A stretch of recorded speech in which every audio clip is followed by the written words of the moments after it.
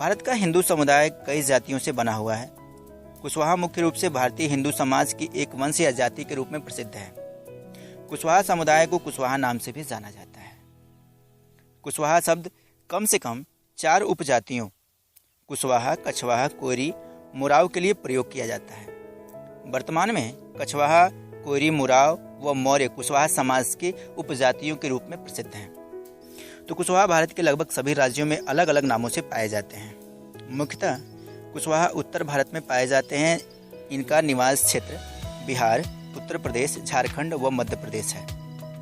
अगर कुशवाहा समाज की वर्तमान स्थिति के बारे में बात करें, आज की वर्तमान दशा में सामाजिक और शैक्षिक रूप से पिछड़ा होने के कारण कुशवाहा समाज को भारत के अलग अलग राज्यों में अन्य पिछड़ा वर्ग या पिछड़ा वर्ग के रूप में वर्गीकृत किया गया है। अब आगे इसी वीडियो में हम बात करते हैं कुशवाहा समाज की उत्पत्ति और पूर्वज के बारे में।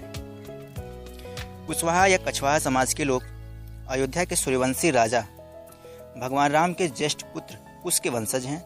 इसी वंश के सूर्यवंशी सम्राट चंद्रगुप्त मौर्य ने अत्याचारी राजा शूद्रघनानंद को मारकर भारत को यूनानियों के आक्रमण से बचाते हुए एक अखंड राष्ट्र का निर्माण करने का गौरव प्राप्त किया था।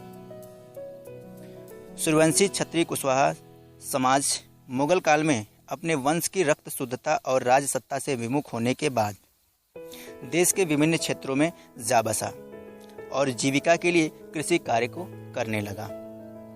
कृषक होने के नाते इनका नाम कोयरी पड़ा, क्योंकि कोयरी शब्द का शाब्दिक अर्थ होता है कु का मतलब होता है पृथ्वी और अरि का मतलब होता है शत्रु, अर्थात पृथ्वी का शत्रु। यह उपमा इन्हें कृषि कर्मी होने के कारण मिली, जो इनके कर्म को परिभाषित करता है। लेकिन कोयरी शब्द कुशवाहा समाज के वंश और जाति को परिभाषित नहीं करता, क्योंकि कोयरी शब्द हमारे कर्म को इंगित करता है, चिन्हित करता है। अतः कोयरी को एक वंश या जाति के रूप में देखना गलत है, बल्कि इसे कुशवाहा कछवाहा वंश की उपमा या विशेषण के तौर पर देखना चाहिए। कई स्वतंत्र राज्यों व रियासतों जैसे अलवर, आमेर, वर्तमान जयपुर, मैहर पर कुशवाहा जाति का शासन रहा, जो इनके पूर्ववर्ती इतिहास को सुदृढ़ करता है और इनके इतिहास को समझने में सहायता प्रदान करता है। पारंपरिक रूप से कुशल किसान और खेती करने के कारण कुछ अति बुद्धिमान टाइप के लोगों ने कुशवाहा वंश को शूद्र वर्ण का बताने की कुचेष्टा की। लेकिन ब्रिटिश शासन के दौरान कुशवाहा समुदाय की जातियों ने ब्रिटिश प्रशासकों को अपने क्षत्रिय होने का साक्ष्य प्रस्तुत करते हुए उन्हें क्षत्रिय वर्ण में शामिल करने की मांग की। 1910 में काछी और कोयरी समाज ने संगठन बनाकर अपनी वंश परंपरा और उपजातियों को सुदृढ़ करने का कार्य तेज कर दिया था। 1928 की बात करें तो कुशवाहा समाज की उपजाति मुराव ने भी खुद को क्षत्रिय वर्ण का होने के संदर्भ में एक लिखित याचिका दायर की थी।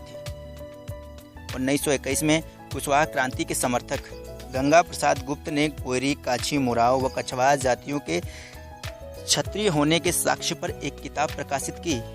गंगा प्रसाद गुप्त ने अपनी इस किताब में तर्क दिया कि कुशवाहा कुश के वंशज हैं और 12वीं शताब्दी में दिल्ली सल्तनत की स्थापना में इन्होंने महत्वपूर्ण भूमिका निभाई थी। किंतु बाद के समय में मुगलों का वर्चस्व बढ़ने और राजसत्ता से दिनों दिन विमुख होने के कारण कुशवाहा समुदाय तितिर बितिर होकर अपनी पहचान भूल गया। वह जनेऊ आदि परंपराएं त्याग कर निम्न स्तर के कार्यों में संलग्न हो अलग अलग नामों से स्थानीय समुदायों में विभाजित हो गया। कृषक होने के नाते शूद्रवर्णी माने जाने के आरोपों का खंडन करते हुए कुशवाहा समाज के विद्वानों का यह तर्क काफी प्रसिद्ध हुआ है कि राजपूत, भूमियार व ब्राह्मण भी खेती का काम करते हैं, इसलिए किसान होने और खेती करने के कारण कुशवाहा समुदाय को शूद्र वर्ण से जोड़कर देखना दुर्बुद्धि का परिचय देता है। जबकि भारतीय समाज में कृषि अग्रणी कर्म है। भारत कृषि प्रधान देश के रूप में जाना जाता है। अतः ऐसे में इस देश का कृषक जो है वो शूद्र कैसे हो सकता है? अतः जो कृषक है वो शूद्र नहीं हो सकता, वह श्रेष्ठ कर्म करने वाला पुरुषार्थी व्यक्ति जरूर हो सकता है। अब इसी कड़ी में थोड़ा और आगे बढ़ें तो एक चीज समझ में आती है। कुशवाहा, कछवाहा, कोयरी व मुराव ने अपने सामाजिक संगठन को मजबूत करने के लिए एक नाम कुशवाहा शब्द का प्रयोग करने पर बल दिया था, लेकिन बाद में इस शब्द पर विवाद होने लगा और कछवाहों से इनकी दूरी बढ़ती गई। कारण यह था कि कछवाहा राजपूत समाज का हिस्सा बन चुके थे, जबकि विस्थापित कुशवाहा भारत के विभिन्न क्षेत्रों में एक जाति के रूप में गिने जाने लगे थे। अब कुशवाहा समाज के ऐतिहासिक साक्ष्यों के संदर्भ में हम अगर देखें तो कुशवाहा कछवाहा क्षत्रिय उत्पत्ति मीमांसा जैसे ग्रंथ और आर्य समाजी विद्वानों के पाठ के आधार पर जेम्स कर्नल टाड और गंगा प्रसाद गुप्त जैसे कई इतिहासकारों ने आर्य समाजी विद्वानों के साथ मिलकर इतिहास में वर्णित कोयली कोलीय गणराज्य का संबंध चंद्रगुप्त मौर्य से जोड़ा। जैन ग्रंथ परिशिष्ट प्रवन की बात करें तो इस ग्रंथ में स्पष्ट तौर पर चंद्रगुप्त के पिता मगध के कोलीय थे ऐसा लिखा गया है। साथ ही यह बताया गया है कि उनकी मां मुराव कुल से संबंध रखती थीं, जो कुशवाहा समाज की ही एक उपजाति है। अतः उपरोक्त आधारों पर हम ये समझ सकते हैं कि कुशवाहा समाज की कौन कौन सी उपजातियां हैं, कुशवाहा समाज किस वंश से संबंध रखता है और कुशवाहा समाज की आज की वर्तमान स्थिति या परिस्थिति क्या है और कुशवाहा समाज आज की वर्तमान परिस्थिति में अपने आप को सुदृढ़ बनाने के लिए किन किन कार्यों को कर रहा है, इसके बारे में हम इस वीडियो से थोड़ी बहुत सहायता ले सकते हैं, जानकारी प्राप्त कर सकते हैं। उम्मीद करता हूं दोस्तों कि ये वीडियो आपको पसंद आई होगी। तो इसी के साथ मैं आप सबसे विदा चाहूँगा और फिर मिलता हूँ आपसे अगली वीडियो में। तब तक के लिए नमस्कार, जय हिंद, जय भारत।